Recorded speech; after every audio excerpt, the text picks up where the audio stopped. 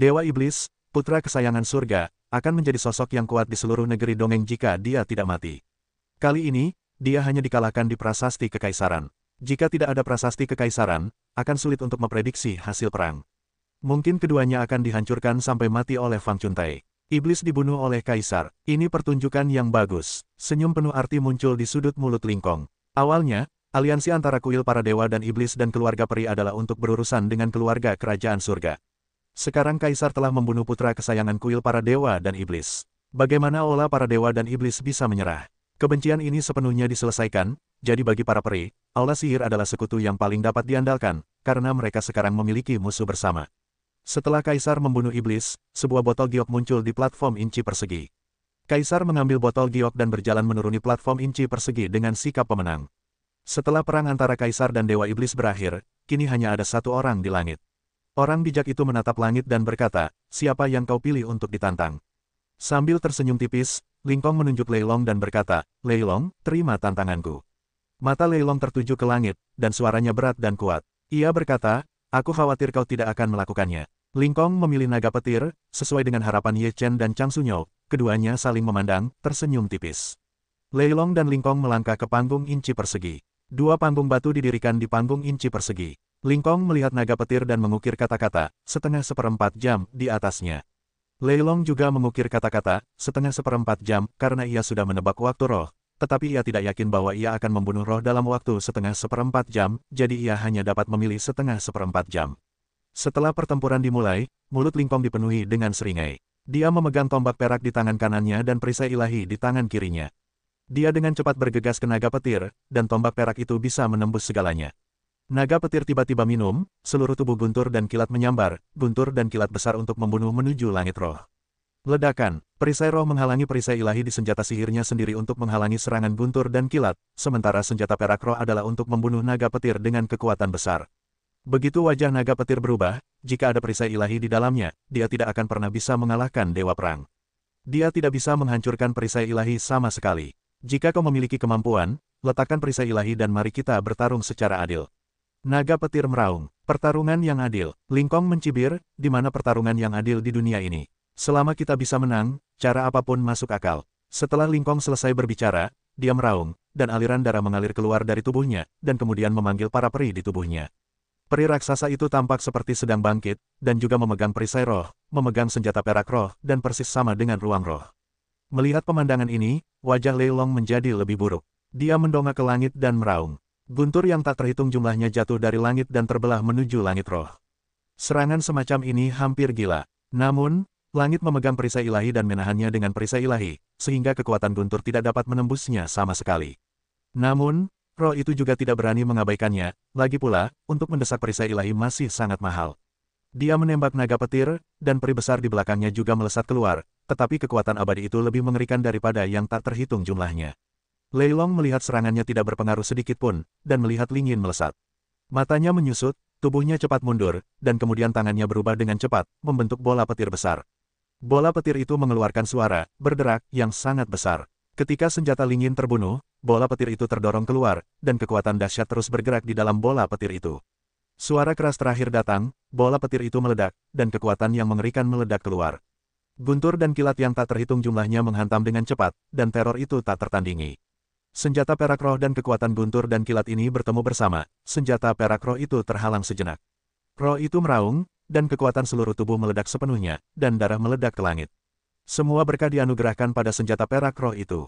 Seluruh senjata perak roh menjadi beberapa kali lebih besar. Itu langsung menembus kekuatan Guntur dan Kilat dan membunuh naga petir. Pukulan itu begitu tiba-tiba sehingga naga petir tidak bereaksi sama sekali. Tombak perak itu langsung menembus dada si petir. Desis, dada naga petir tampak berlubang besar, dan Guntur serta Kilat menghantam lukanya. Wajah Lei Long pucat, dengan semacam kemarahan menatap langit roh, giginya terkatup rapat, dan matanya sangat tidak mau. Lingkong melangkah keluar, tangan roh tombak perak itu kembali, tembakan ini keluar, untuk membunuh naga petir.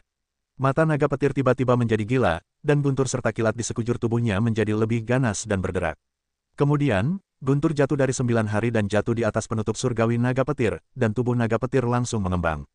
Lingkong melihat pemandangan ini, wajahnya berubah drastis, dan dia segera menghentikan tangannya, lalu mencatat kecepatan tercepat untuk mendesak perisai ilahi untuk melawan. Pada saat ini, Tubuh naga petir, kotoran, meledak, guntur dan kilat yang tak terhitung jumlahnya bergegas ke langit, dan kekuatan ganas menyapu seluruh platform inci persegi, memicu ribuan lapisan gelombang besar. Begitu perisai ilahi Lingkong dipadamkan, kekuatan ini bergegas. Meskipun sebagian kekuatan diblokir oleh perisai ilahi, masih ada kekuatan yang menghantam tubuh langit roh, dan seluruh orang langit roh terguncang. Puff, ada lubang besar di tubuhnya, dan darah mengalir keluar. Tetapi itu tidak akan merenggut nyawanya, dan pertempuran berakhir. Lingkong tidak menyangka bahwa Lei Long akan memilih untuk meledakkan dirinya sendiri. Kalau tidak, dia tidak akan terluka seperti ini setelah dia bersiap. Kami semua tercengang. Mereka terkejut dengan ledakan diri Lei Long.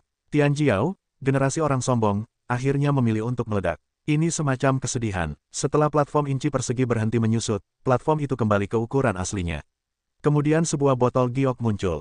Lingkong mengambil botol giok itu dan berjalan menuruni platform inci persegi. Setelah pertempuran pertama antara Lingkong dan Lei Long berakhir, pertempuran hidup dan mati di arena ketiga sepenuhnya berakhir, dan seluruh konferensi Kunlun juga dinyatakan berakhir. Awalnya ada ratusan orang yang menghadiri konferensi Kunlun. Pada akhirnya, hanya beberapa lusin yang selamat. Dapat dikatakan bahwa itu sangat tragis. Setiap orang yang mati adalah pemimpin yang berkuasa dan mungkin menjadi tokoh yang kuat di masa depan, tetapi sekarang, orang-orang mati sia-sia. Hanya orang yang hidup yang bisa menjadi tokoh terkenal di masa depan. Jika mereka mati, mereka akan menjadi masa lalu dan akhirnya dilupakan. Sosok orang bijak muncul di platform inci persegi, dan mata orang-orang juga tertuju pada orang suci itu. Orang suci itu melihat ke arah beberapa lusin orang, dan wajahnya juga menunjukkan sedikit desahan.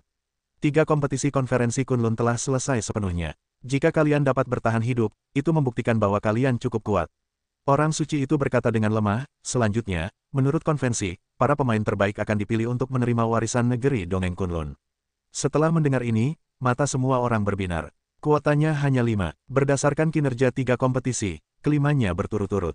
Pandangan orang suci itu menyapu kerumunan, dan mereka semua menahan napas dan mendengarkan dengan saksama.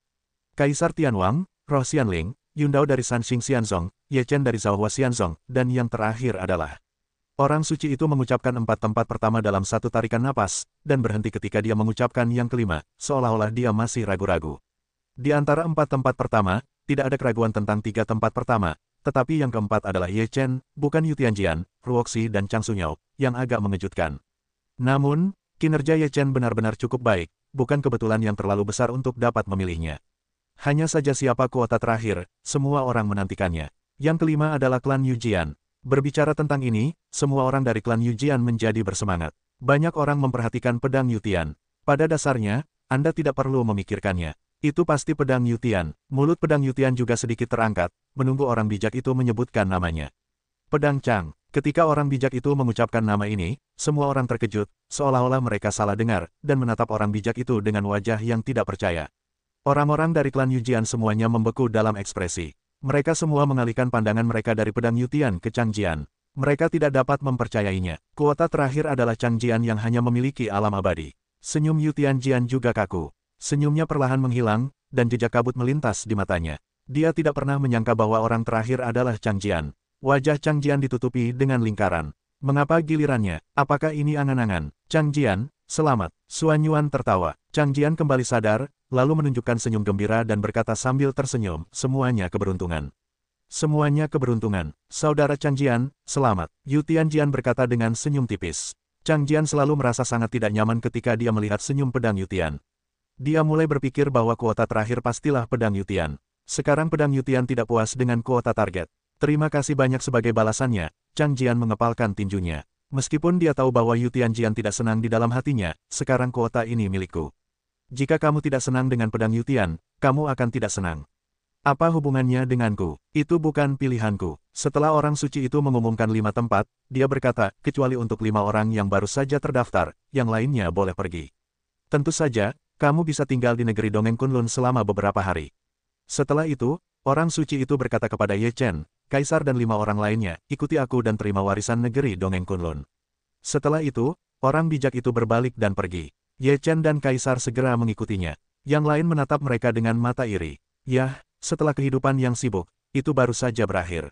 Bisa hidup adalah berkah terbesar. Setelah bertahun-tahun, kita masih punya modal untuk dibanggakan. Perang ini benar-benar kejam. Berapa banyak talenta yang mati di sini?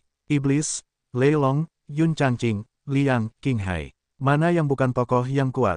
Jika kita bisa bertahan hidup, itu semua ada di udara. Banyak orang begitu kesal sehingga mereka akhirnya puas karena mereka masih hidup. Setidaknya mereka memiliki kesempatan untuk menjadi lebih kuat. Ketika mereka mati, tidak ada yang tersisa. Kakak laki-laki, mengapa itu Chang Jian? Poin mana yang lebih baik dari kakak laki-laki? Yu Tianbao tampak muram. Yu Tianjian tampak tenang dan berkata, ini adalah pilihan orang bijak. Apa yang dapat kamu lakukan jika kamu tidak menerimanya? Terlebih lagi, Chang Jian juga diidentifikasi oleh keluarga Yu Jian. Aku mendapatkannya dan mewarisinya bersamanya. Akhirnya, mereka semua berkontribusi pada kekuatan keluarga Yu Jian. Mereka sama, itu berbeda. Kakak laki-laki adalah pemimpin murid keluarga Yu Jian. Apa pedang Chang miliknya? Yu Tianbao sangat marah. Setelah secerca kabut melintas di mata pedang Yu Tian, dia kembali normal lagi, dan kemudian dia tidak mengatakan apa-apa. Ye Chen dan yang lainnya mengikuti orang bijak itu sampai ke aula batu yang besar.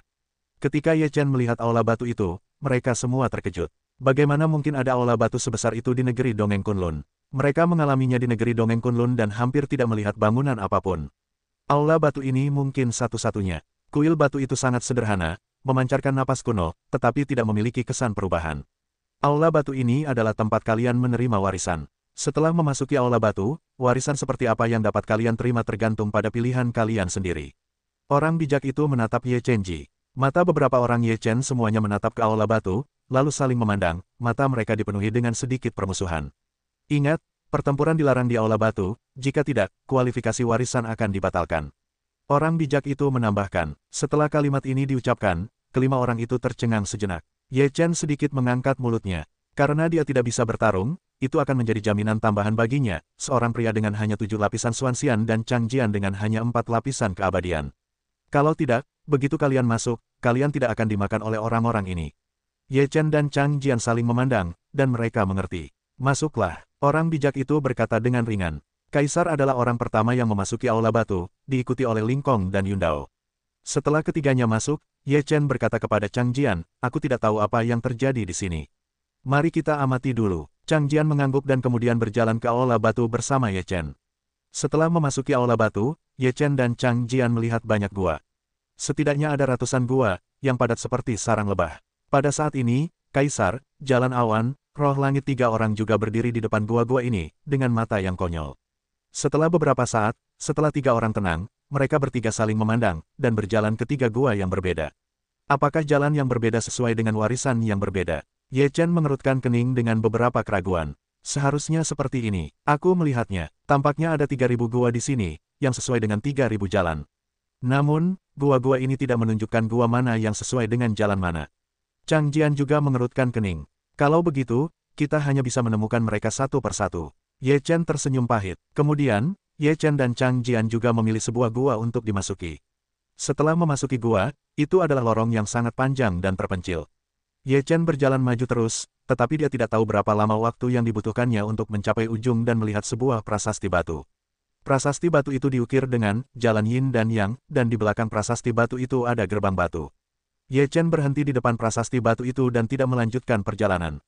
Ini bukan warisannya, jadi tidak perlu membuang waktu di sini. Ye Chen ingin berbalik dan kembali, hanya untuk menemukan bahwa jalan itu telah menghilang. Wajah Ye Chen berubah, bagaimana ini? Di mana jalannya? Karena kamu telah memilih gua ini, itu berarti kamu telah memilih warisan ini. Ketika kamu maju, jalan di belakangmu terus-menerus menghilang. Suara lelaki tua itu terdengar santai dan santai. Kamu tidak mengatakan itu sebelumnya. Ye Chen mengeluh. Orang tua itu bersenandung, bahkan jika aku mengatakan itu sebelumnya, bisakah kamu memilih warisan yang kamu inginkan sekaligus? Ye Chen membalikkan mulutnya, dan orang tua itu benar. Dia tidak dapat memilih yang tepat satu kali untuk begitu banyak gua. Dia tidak mungkin seberuntung itu. Namun, jalan yin dan yang tampaknya tidak banyak berpengaruh pada Ye Chen. Ye Chen berdiri di depan prasasti batu dan merenungkannya dengan saksama. Akhirnya, matanya cerah dan dia berkata sambil tersenyum, jalan yin dan yang juga baik. Dalam Taoisme, yin dan yang tidak dapat dipisahkan. Seperti kata pepatah, Tai Chi menghasilkan 2 instrumen menghasilkan 4 gambar, dan 4 gambar menghasilkan 8 trigram. Tanpa yin dan yang ini, dari mana keempat gambar itu berasal? Ini adalah fondasi pembentukan Taoisme. Jika aku dapat menguasai fondasi seperti itu, pencapaianku dalam Daofa pasti akan naik ke tingkat yang lebih tinggi. Selain itu juga dapat diterapkan pada metode Tao lainnya, dengan segala macam koneksi. Setelah Ye Chen memikirkan hal-hal ini dengan jelas, dia tidak lagi menolak jalan yin dan yang. Dia pergi ke gerbang batu dan membukanya dengan tangannya. Pada saat dia membuka gerbang batu, dia tampaknya memasuki dunia lain. Itu adalah dunia dengan Taoisme yang mendalam. Dunia itu adalah yin yang dan terus berubah. Ye Chen melangkah ke dunia yin dan yang dan melihat perubahan di dalamnya. Setelah ledakan kejutan, hatinya mulai membenamkan dirinya dan perlahan menyadari kebenaran. Pada saat ini, cahaya yin dan yang bergegas menuju Ye Chen, dan langsung menembus alis Ye Chen. Namun, Ye Chen tidak merasakan sakit apapun. Sebaliknya, dia memiliki banyak tekstur jalan dan rune aturan di benaknya. Ini adalah indoktrinasi paksa, ini bukan tentang perasaan. Ye Chen terkejut. Dia menemukan bahwa setelah tekstur jalan dan rune hukum jalan ini memasuki pikirannya, mereka menjadi bagian dari tubuhnya. Tanpa pemahamannya, dia dapat dengan jelas memahami prinsip-prinsip jalan. Ye Chen cukup bersemangat, sinar cahaya ini bertahan selama seperempat jam dalam pikirannya sebelum menghilang. Ketika cahaya yin dan yang menghilang, Ye Chen sangat jelas tentang jalan yin dan yang dalam pikirannya. Dapat dikatakan bahwa dia telah memahami arti sebenarnya dari yin dan yang. Segala sesuatu antara langit dan bumi tidak dapat dipisahkan dari yin dan yang. Yin dan yang adalah fondasi dari operasi langit dan bumi. Ada yang lebih dari yin. Segala sesuatu di dunia seperti ini, yang merupakan kesatuan yang berlawanan dan saling melengkapi. Ye Chen telah membentuk sesuatu yang konseptual dalam pikirannya, yang merupakan pemahaman tentang arti sebenarnya dari yin dan yang, dan kemudian meluas ke tingkat lainnya. Dalam semua hal yang kuat, ada hal-hal yang sesuai. Oleh karena itu, bahkan dalam cara yang kuat, harus ada cara untuk menahan. Di dunia ini, tidak ada keberadaan yang tak terkalahkan, hanya yang relatif kuat. Pikiran Ye Chen semakin jernih, seluruh pribadinya menjadi semakin bersemangat. Dalam perasaan seperti itu, Ye Chen langsung memahami banyak kebenaran. Dia segera duduk dengan lutut bersilang dan mulai memperluas perasaan ini ke tingkat lain. Waktu berlalu dengan tenang. Di kuil batu, Lingkong telah keluar dari gua. Pada saat keluar, seluruh pribadi Lingkong memiliki beberapa perubahan dari sebelumnya, tetapi perubahan ini tidak dapat dikatakan. Lingkong berdiri di kuil batu, dan tidak pergi dengan tergesa-gesa, karena dia ingin melihat situasi orang lain. Setelah beberapa saat, jalan awan juga keluar dari gua. Jalan awan masih seperti biasa, bergelombang di seluruh jalan dan beresonansi dengan suara jalan. Namun, Lingkong dapat dengan jelas merasakan bahwa ada semacam napas di Yundao yang dapat disembunyikan, yang memberinya rasa bahaya. Saudara Yundao telah menjadi lebih kuat lagi. Lingkong tersenyum. Jalan awan tersenyum dan berkata, kakak udara spiritual juga kuat. Lingkong tertawa dan berkata, sekarang setelah konferensi Kunlun berakhir, tidak ada yang tahu apa yang akan terjadi antara 13 kekuatan utama. Apakah saudara Yun punya rencana? Yundao berkata sambil tersenyum, saya hanya seorang murid sekte. Saya tidak dapat mewakili sekte. Akhirnya, saya harus melihat keputusan sekte. Yundao tidak bodoh. Dia juga dapat dengan jelas mengetahui apa yang ada dalam kata-kata Lingkong, yang berarti bahwa setelah majelis Kunlun, akan ada perang besar antara klan Xianling dan klan Tianwang. Pada saat itu, di pihak mana Sanxing Xianzong akan berdiri. Tentu saja, Yundao tidak dapat membuat keputusan, dan keinginannya tidak dapat mewakili klan. Jika negeri dongeng bergolak, bagaimana Sanxing Xianzong dapat berdiri diam? Perjuangan antara klan Xianling dan klan Raja Surgawi tampaknya tidak nyaman bagi kita untuk berpartisipasi di dalamnya. Kata Yundao, pada saat itu, aku khawatir aku tidak dapat menahan diri. Lingkong tersenyum penuh arti. Yundao menatap langit, melihat langit tersenyum, selalu merasa bahwa pasti ada semacam rencana di balik keluarga peri. Pada saat ini, Kaisar keluar dari gua dan melihat apa yang dibicarakan oleh Yundao dan langit roh, dan matanya sedikit tenggelam. Lingkong melihat Kaisar, mulutnya menunjukkan senyum tipis, tetapi tidak berbicara, dan tubuhnya juga mengambil inisiatif untuk mendekati Yundao beberapa menit, ingin mengungkapkan maknanya dengan sangat jelas. Setelah melihat pemandangan ini, Yundao mengerutkan kening, tetapi tidak memberikan tanggapan apapun. Kaisar bersenandung dan berkata, pertempuran di antara kita akan segera dimulai. Sebaiknya kau persiapkan peti matinya sendiri sesegera mungkin. Menyiapkan peti mati, bukankah itu yang seharusnya kau lakukan? Lingkong menanggapi dengan senyuman, tidak marah, tidak mencibir, hanya tanggapan yang sama seperti biasanya. Dari sikap seperti ini, aku merasa bahwa Lingkong sama sekali tidak memperhatikan Kaisar. Setelah menatap langit roh selama setengah suara, Kaisar juga menunjukkan senyuman dan berkata, karena kau bahkan tidak sanggup menyiapkan peti mati untuk dirimu sendiri, aku akan menyiapkannya untukmu. Jangan berterima kasih padaku. Kaisar selesai dan melangkah ke gerbang olah batu. Lingkong juga tidak menanggapi Kaisar. Tanggapan seperti itu tidak ada artinya. Dia melihat ke arah Yundao dan berkata sambil tersenyum, saudara Yundao, aku harap kau dapat memikirkannya dengan saksama. Aku berani mencabik-cabik wajah keluarga Raja Surgawi saat ini. Itu bukan hal yang tidak siap. Jalan awan tersenyum, masalah keluarga peri dan keluarga Raja Surgawi. Itu adalah masalah keluarga peri, dan keluarga manusia abadiku juga tidak ada hubungannya. Jalan awan masih tidak bersikap apa-apa, katanya, dia juga melangkah menuju pintu. Lingkong juga hanya tersenyum, atas jawaban jalan awan, dia tidak mengalami kecelakaan apapun, lagi pula, jalan awan tidak bisa menjadi tuan, katanya sekarang, itu hanya ujian. Setelah jalan awan keluar dari aula batu, dia melihat kaisar berdiri di luar aula batu dengan punggungnya sendiri, dan orang bijak di luar aula batu telah menghilang. Kaisar menoleh untuk melihat awan dan berkata, "Saudara Yundao, perang antara keluarga Raja Surgawi dan keluarga abadi adalah masalah keluarga peri. Jika Teran tidak mau berpartisipasi di dalamnya, lebih baik tidak ikut campur." "Mengapa kami harus ikut campur dalam urusanmu?" Yundao menjawab dengan sederhana.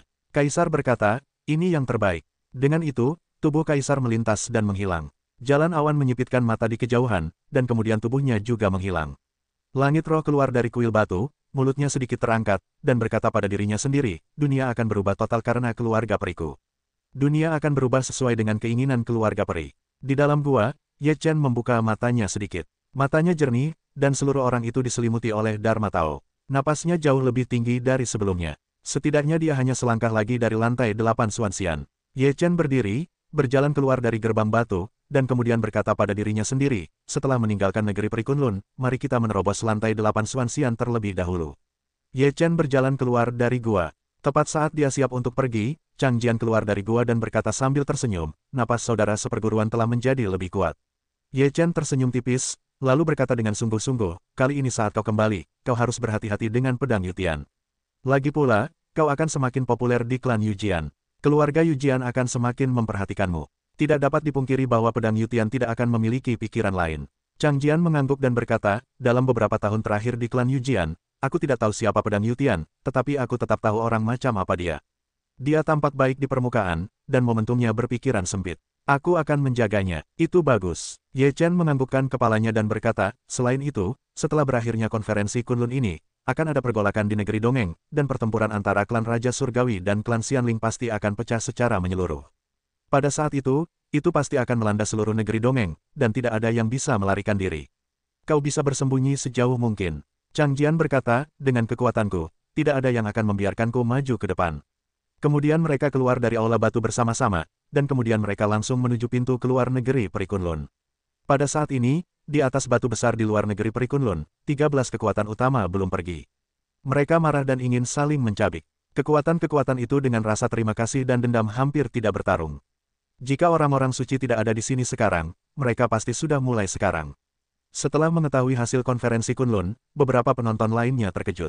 Ratusan orang masuk, tetapi hanya beberapa lusin yang selamat. Dewa Kejahatan, Naga Petir, Yun Changqing, King Hai, Liang, dan putra-putra surga yang disukai lainnya semuanya telah meninggal. Ini benar-benar hasil yang tidak dapat mereka bayangkan. Ini benar-benar kejam. Dalam pertemuan Kunlun, para murid yang dilatih oleh 13 kekuatan utama hampir musnah. Untuk apa repot-repot? Ada generasi biksu yang lebih tua yang mendesah. Tetapi setiap orang yang hidup mendapat manfaat. Itulah yang mereka perjuangkan. Selama mereka masih hidup, mereka pasti mendapat manfaat. Kesempatan itu untuk orang-orang yang berani dan berwawasan luas. Kalau aku tidak akan ragu untuk menghadiri konferensi Kunlun. Bagaimana kalau berhasil? Banyak orang berdiskusi, meskipun akhirnya kejam, tetapi pikirkanlah manfaat yang bisa diperoleh, lalu apa bahayanya? Mengapa Ye Chen belum muncul? Apakah dia meninggal di sana? Yao Ling telah menatap sisi Xianzong. Di antara para murid yang keluar, dia tidak melihat Ye Chen. Setelah menunggu lama, dia tidak bisa menahan rasa khawatir. Adapun ekspresi Yao Ling yang bersemangat, tabib utama tentu saja melihatnya di matanya. Dia juga memperhatikan bahwa Ye Chen tidak muncul. Dia tidak bisa menahan diri untuk tidak mendesah, dan berkata dalam hatinya, "Tidak apa-apa jika kamu tidak keluar, jadi Linger akan mati." Sekarang setelah 13 kekuatan utama saling mengalihkan pandangan, diperkirakan setelah konferensi Kunlun benar-benar berakhir, pasti akan ada pertempuran terbesar sejak periode kesombongan dan kekecewaan. Saat itulah kesempatan kita akan datang. Kuek melihat ekspresi kemarahan dari 13 kekuatan besar dan tersenyum. Di pintu masuk dan keluar negeri Peri Kunlun, sosok kaisar muncul, menatap semua orang dengan sikap sombong seperti itu, sombong dan angkuh. Tetapi orang-orang di kuil para dewa dan iblis marah, dan para tetua kuil para dewa dan iblis tidak bisa menahan diri untuk tidak bergegas dan menamparkan kaisar. Namun, orang bijak itu ada di sini, dia hanya bisa menggigit giginya dan menahannya. Kemudian, jalan awan dan langit roh keluar satu demi satu. Beberapa orang senang dan yang lainnya khawatir. Para tetua klan Guntur dan Kilat menatap langit roh, dan mata mereka dapat menatap darah, tetapi langit roh tidak tergerak sama sekali, karena mereka adalah musuh bebuyutan, jadi tidak ada yang perlu ditakutkan.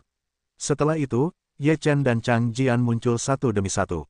Ketika para tetua klan Yujian melihat Chang Jian keluar, wajah mereka penuh dengan senyuman. Meskipun bukan pedang Yutian yang dipilih untuk menerima warisan, Chang Jian juga merupakan anggota keluarga Yujian. Oleh karena itu, klan Yujian secara alami senang. Penampilan Ye Chen juga membuatnya bangga di pertemuan Kunlun. Terlebih lagi, kedua talenta hebat Zhao Hua Xianzong masih hidup, yang merupakan kemenangan terbesar. Yao Ling melihat Ye Chen keluar dari pertemuan Kunlun dengan selamat. Sebuah batu di hatinya akhirnya jatuh ke tanah, dan wajahnya juga menunjukkan senyuman manis. Hidup anak ini benar-benar besar. Dokter itu menggelengkan kepalanya. Amitabha, pada saat ini, suara trompet Buddha terdengar di pintu masuk negeri Dongeng Kunlun, dan beberapa biksu dari Wan Fosan yang telah memasuki negeri Dongeng Kunlun keluar. Semua mata orang tertuju pada mereka, terutama mereka yang menghadiri konferensi Kunlun. Sejak mereka memasuki negeri Dongeng Kunlun, mereka belum melihat biksu-biksu ini, dan mereka tidak tahu kemana mereka pergi. Sekarang mereka tiba-tiba muncul lagi. Sungguh kejutan yang aneh. Setelah biksu-biksu Wan Fosan muncul, mereka tampak tenang, melipat tangan mereka, dan berjalan ke batu besar tanpa mengucapkan sepatah kata pun. Kemana perginya para biksu ini? Apa yang mereka dapatkan? Ye Chen menatap biksu Wan Fosan dan ragu-ragu. Wan Fosan selalu misterius. Siapa yang tahu apa tujuan mereka di sini? Tetapi Wan Fosan selalu berdiri jauh dari dunia dan seharusnya tidak memengaruhi negeri dongeng. Kata Chang Sun Yu dengan suara rendah. Ye Chen mengerutkan kening dan berkata, bukankah aneh bahwa Wan Fosan tiba-tiba muncul kali ini? Jika ada hal-hal yang mereka inginkan di negeri Dongeng Kunlun, mengapa mereka tidak masuk dan mengambilnya? Harus menunggu sampai sekarang. Atas pertanyaan ini, Chang Sun Yu tidak dapat berkata apa-apa. Sekarang setelah konferensi Kunlun berakhir, 3000 tahun kemudian, negeri Dongeng Kunlun akan muncul lagi. Suara orang bijak itu terdengar, dan kemudian sosoknya perlahan memudar dan akhirnya menghilang. Kemudian, pintu masuk negeri ajaib Kunlun mulai tertutup, dan seluruh langit bergemuruh. Semua orang menatap ke langit, menyaksikan pintu masuk negeri ajaib Kunlun perlahan menghilang, dan batu besar di bawah kaki mereka juga perlahan menghilang, dan akhirnya menjadi tidak ada. Negeri ajaib Kunlun tersembunyi lagi, dan saat berikutnya muncul, itu akan terjadi 3000 tahun kemudian. 3000 tahun sudah cukup untuk membuat perubahan besar. Banyak orang tidak diharapkan untuk hidup setelah 3000 tahun. Setelah menghilangnya negeri Dongeng Kunlun dan tidak adanya batasan orang suci, beberapa dari 13 kekuatan utama memiliki kecenderungan untuk bertarung. Tetua Taisang dari klan Guntur dan Kilat, dengan guntur dan kilat di sekujur tubuhnya, berkata dengan marah, Langit Roh, kau membunuh naga Guntur, aku ingin kau membayar dengan nyawamu. Hidup dan mati konferensi Kunlun tergantung pada hidupmu. Jika kau tidak yakin, kau bisa datang untuk bertarung. Karena kau tidak mampu untuk kalah, kau tidak ingin berpartisipasi dalam konferensi Kunlun di masa depan, agar tidak dipermalukan di sini. Tuan tua dari kebangsaan Xianling menjawab, aku tidak tahu siapa yang memalukan. Jika Lingkong begitu mampu, mengapa tidak menantang Kaisar? Taisangzu dari klan Tianwang berdiri dan membantu klan Guntur dan Kilat. Klan Tianwang, kita belum menyelesaikan akun di antara kita. Tetua tertinggi dari kuil para dewa dan iblis berdiri, seluruh tubuhnya berwarna ungu dan penuh dengan niat membunuh. Jika kau ingin menghitung, maka ayolah. Aku khawatir kau tidak akan berhasil. Orang-orang Taisang tua dari klan Raja Surgawi melambaikan tangan mereka yang besar dan sangat mendominasi. Kalau begitu, ayo bertarung. Pemimpin keluarga abadi, pemimpin klan Taisang, berteriak bahwa kedua belah pihak telah menyatakan perang sepenuhnya. Di mata beberapa sekte abadi, tidak ada dari mereka yang berbicara. Namun, tidak ada kata-kata, tidak berarti tidak ada ide, banyak dari mereka juga meninggal di negeri ajaib Kunlun. Meskipun mereka meninggal di pertemuan Kunlun, mereka tetap terbunuh, bagaimana mereka bisa didamaikan. Selain kedua belah pihak yang sebelumnya bersekutu, kini hanya ada 5 klan Xianzong dan Yujian di antara 13 kekuatan utama. Namun, jika klan Tianwang dan klan Xianling memulai perang yang nyata dan menyeluruh, maka tidak ada yang bisa menghindar darinya. Sebab, di dalam hati mereka telah terpendam benih kebencian, begitu ada kesempatan, benih ini pasti akan berakar dan bertunas, dan akhirnya tumbuh menjadi pohon yang menjulang tinggi. Pada saat itu, inilah saatnya untuk meletus sepenuhnya. Kembalilah ke sekte terlebih dahulu. Tetua tertinggi merasa bahwa situasinya salah. Dia segera mengorbankan susunan transmisi ruang angkasa dan membawa murid-muridnya ke dalam susunan transmisi. Kami tidak ingin terlibat dalam urusan di sini. Ayo pergi. Orang-orang Taisang dari klan Yujian selalu berkata bahwa dengan lambaian tangan, mereka pergi bersama semua orang Yujian. Ayo kembali dan lihat apa yang terjadi. Sanxing Xianzong juga meninggalkan tempat kejadian, tidak mau berada di sini, terlibat dalam pertempuran.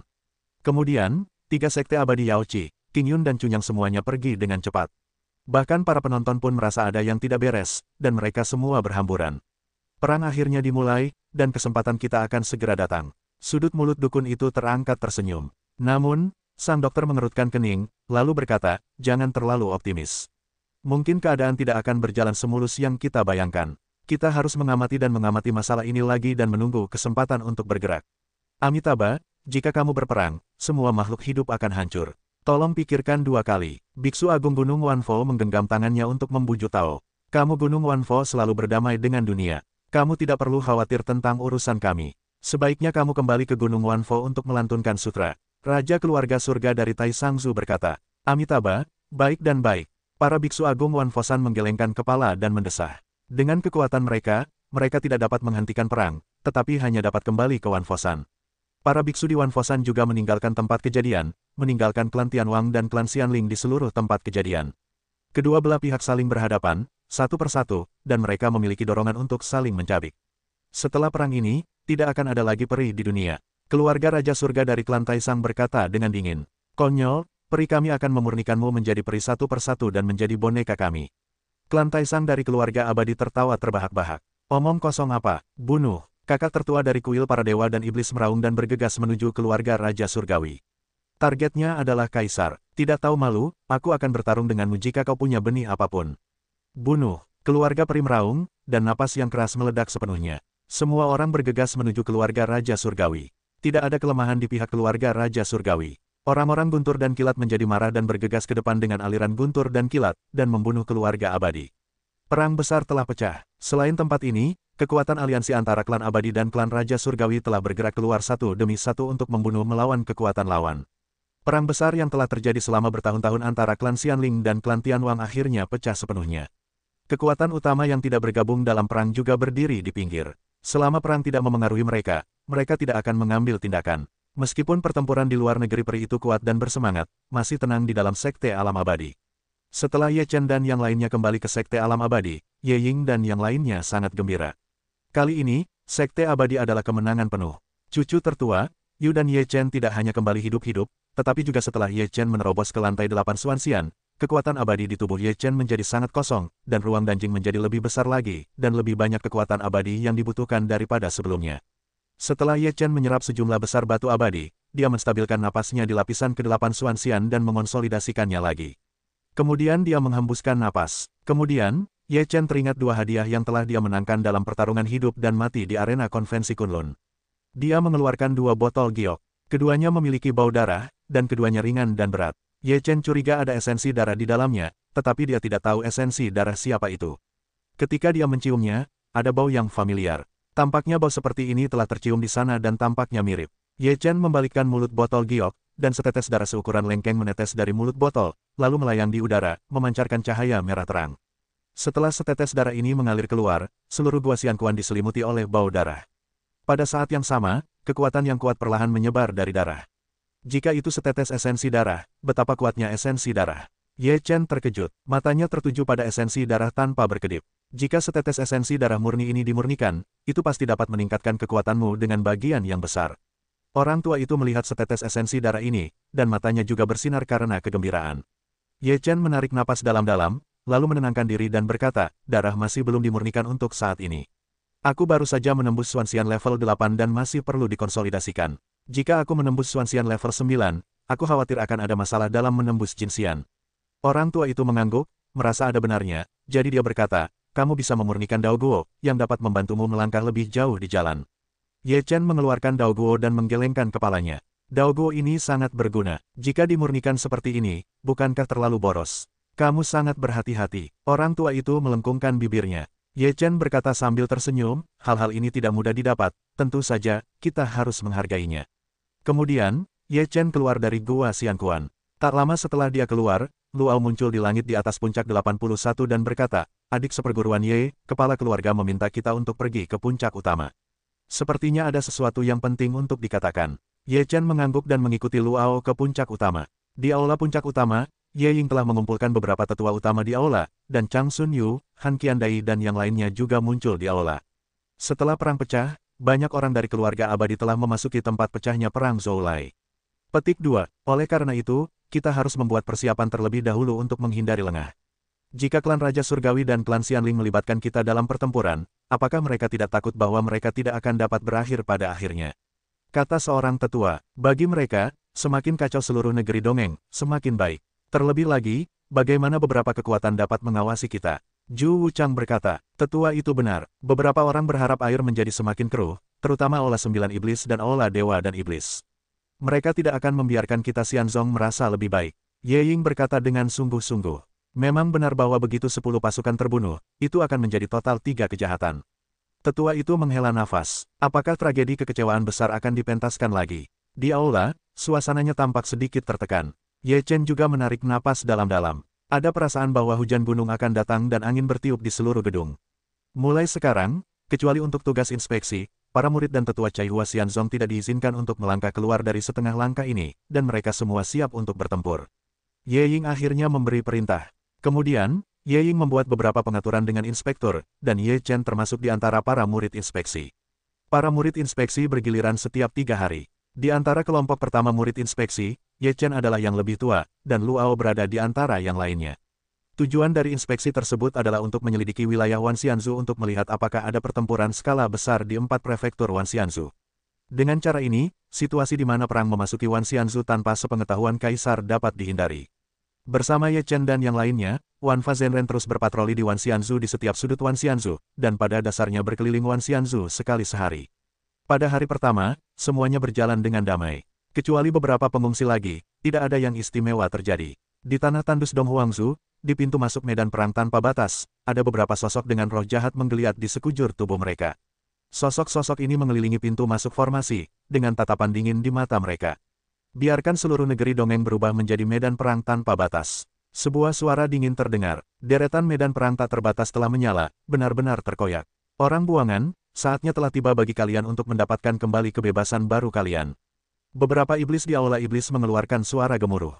Suara semacam ini bergema di medan perang tak terbatas.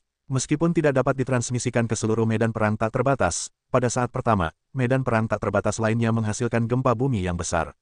Apakah pintu ke medan perang tak terbatas terbuka? Bagaimana kalau kita keluar? Sudah lama sejak aku melihat dunia luar. Satu demi satu penuh dengan suara-suara yang bersemangat. Di medan perang tak terbatas, ada suara-suara yang penuh dengan rasa haus darah. Keluarlah dari medan perang tak terbatas dan bunuh sebanyak yang kalian bisa, dan buatlah dunia menjadi medan perang tak terbatas. Suara iblis sekali lagi menyebar ke medan perang tak terbatas. Membunuh. Seseorang menjilat bibirnya dan mengeluarkan suara haus darah, dan darah mulai mendidih. Setelah itu, semua iblis menghilang ke dalam deretan. Setelah waktu yang singkat, banyak sosok muncul dalam deretan. Mereka semua memiliki semangat membunuh, seperti iblis, yang membuat orang merasa dingin. Haha, akhirnya aku keluar, puluhan ribu tahun yang lalu. Akhirnya aku keluar dunia yang indah sekali. Dunia yang telah lama hilang, akan kubah menjadi medan perang tanpa batas, neraka di bumi. Mereka yang mengasingkanku, aku ingin kalian tahu seperti apa medan perang tanpa batas itu. Suara-suara marah terdengar satu demi satu, dan banyak orang keluar dari barisan, lalu menghilang ke segala arah di negeri dongeng. Aku sudah lama berada di medan perang tanpa batas. Aku tidak terbiasa berada di sini tanpa bau pembunuhan. Seorang pria berpakaian seperti wanita, dengan seekor kucing merah gemuk di lengannya, tertawa mempesona. Iblis, jika kau tidak terbiasa, kau bisa kembali. Seorang pria kekar dengan tubuh bagian atas telanjang dan otot-otot menonjol sangat tinggi. Ketika dia berbicara, dia lebih seperti guntur. Oh, aku sudah bertahun-tahun tidak melihatmu. Aku masih sangat kuat. Orang-orang menyukai kebiadabanmu. Pria itu, seperti wanita, menyentuh otot-otot pria kasar itu dengan satu tangan, menutup mulutnya dan tertawa. Pria kasar itu merasa bulu kuduknya hampir rontok. Dia mendengus, aku tidak punya waktu untuk membuang-buang waktu dengan monster pria dan wanita. Dengan itu, pria kasar itu melangkah ke arah itu, tetapi menghilang dalam sekejap. Kemudian, keluar dari medan perang yang tak terbatas dari seorang wanita. Wanita ini anggun, sangat cantik, sepasang mata tampaknya mampu memikat, dapat membuat banyak pria terpesona. Jika seorang pria seperti wanita melihat seorang wanita, wajahnya menjadi jelek. Dia berdiri bersama wanita itu, jika wanitanya adalah teratai salju, maka dia adalah bunga trompet. Penyihir, ku dengar kau dijebloskan ke penjara oleh lelaki tak tahu terima kasihmu. Kenapa, kau sudah keluar sekarang, apa kau akan membalas dendam? Seorang lelaki seperti wanita berkata dengan senyum sinis. Dari pesona itu, jika kau menyebut pria di depanku lagi, aku akan menggambar kata, setan, di wajahmu sepasang mata menggoda menatap pesona itu, berkelap-kelip di mata cahaya dingin ini. Dari pesona itu menutupi mulutnya dan berkata sambil tersenyum, pada temperamenmu. Bahkan jika kau terlihat cantik, tidak heran kau akan dilemparkan ke medan perang yang tak terbatas ini. Penyihir itu mengabaikan pesona itu, berbalik dan menghilang di tempat. Dari pesona itu juga merasa bosan, hama, tubuh itu dengan cepat menghilang. Setelah kedua pria itu pergi, seorang pemuda anggun keluar dari barisan, tetapi pemuda itu memiliki rambut putih dan penampilan yang tampan, dan mulutnya selalu memiliki semacam senyum hangat. Pemuda berambut putih memegang kipas lipat berwarna merah darah dengan lembut bergoyang, belum lagi hal lainnya, hanya gaun ini, tetapi beberapa rasa konfusianisme. Kau akan merasakannya cepat atau lambat. Mulut pemuda berambut putih dengan sentuhan senyum ringan, dan kemudian menutup kipas lipat. Satu langkah, tubuh itu akan menghilang seketika. Gerbang medan perang tak terbatas terbuka, dan kita bisa keluar. Hao Zeng menatap Tang Songdao dengan gembira. Apakah ini pemimpin yang datang untuk menjemput kita? Tang Song juga merasa luar biasa. Kita pergi bersama saudara-saudara kita. Hao Zeng penuh dengan harapan. Kemudian, mereka memimpin ratusan orang dari aliansi Tiandao untuk bergegas keluar dari medan perang tak terbatas. Menghadapi dunia yang akrab dan asing ini, Hao Zeng dan yang lainnya juga bingung dan tidak kembali kepada Tuhan untuk waktu yang lama. Di mana pemimpinnya? Tang Song melihat sekeliling, tetapi tidak menemukan apapun. Dimanapun pemimpinnya berada, kita tetap mengikuti aturan yang ditetapkan oleh pemimpin sebelumnya. Kita akan bertemu dengan pemimpinnya. Hao Zeng berkata dengan sungguh-sungguh. Tang Song mengangguk dan meninggalkan gunung bersama Hao Zeng dan ratusan orang. Semakin banyak orang keluar dari medan perang tak terbatas, masing-masing dengan rasa membunuh. Medan perang tak terbatas telah dibuka, banyak orang tidak tahu, namun, pembunuhan telah dimulai saat ini. Di Wanxianzu, Ye Chen mengikuti Wan Fa Zhenren untuk memeriksa. Setelah 3 hari, tidak ada yang terjadi di Wanxianzu, seperti biasa. Perang belum menyebar ke Wanxianzu. Di Yinzhu, dapat dikatakan bahwa pertempuran antara kedua belah pihak masih di masa lalu. Berapa lama perang ini akan berlangsung, dan jika kita terus berperang seperti ini, apa yang harus kita lakukan? Lebih baik kita pergi ke tempat lain untuk bersembunyi. Sekarang hanya beberapa sekte abadi yang masih aman. Mari kita pergi ke tempat-tempat itu untuk bersembunyi. Ada begitu banyak orang di sini.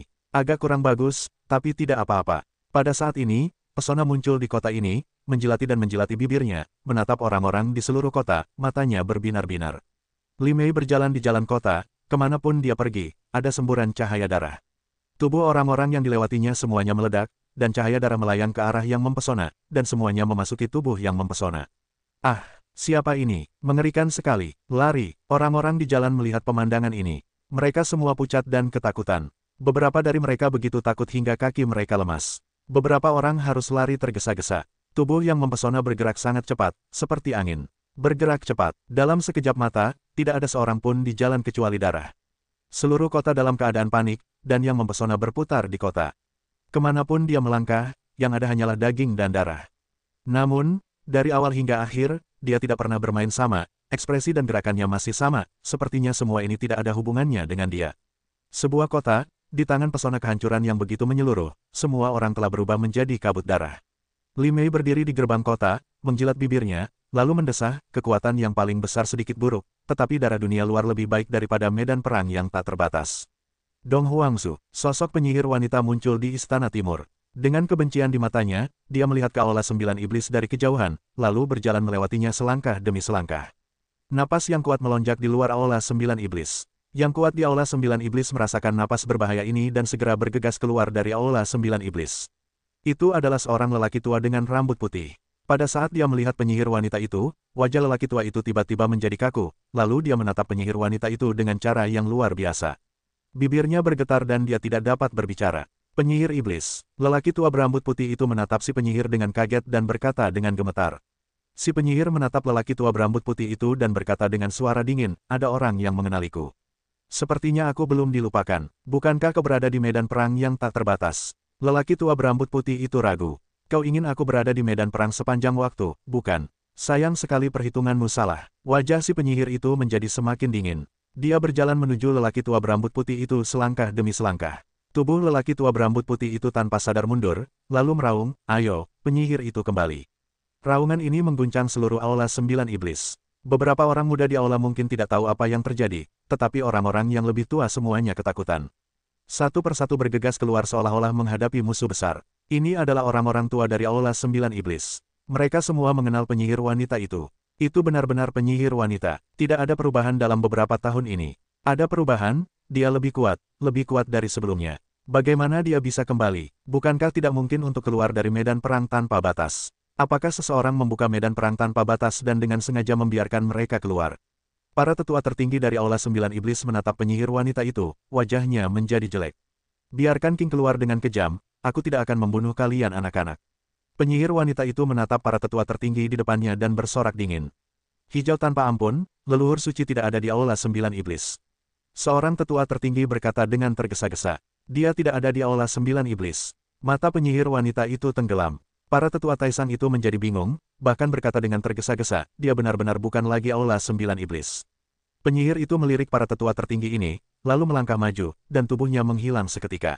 Ketika dia muncul, dia telah tiba di Aula 9 Iblis. Penyihir, apakah kamu ingin membalas dendam? Pada saat ini, Aula 9 Iblis bergema dengan suara tua dan bermartabat. Jika kamu dilemparkan ke medan perang yang tak terbatas, menderita segala macam siksaan, lihat apakah kamu ingin membalas dendam. Penyihir itu menjawab dengan dingin. Apakah kamu sendirian? Ketika kami mampu melemparkanmu ke medan perang yang tak terbatas, kami tidak ingin membunuhmu. Sekarang jika kamu bersikeras dengan caramu sendiri, kamu mungkin kehilangan nyawamu. Suara tua itu menjadi dingin.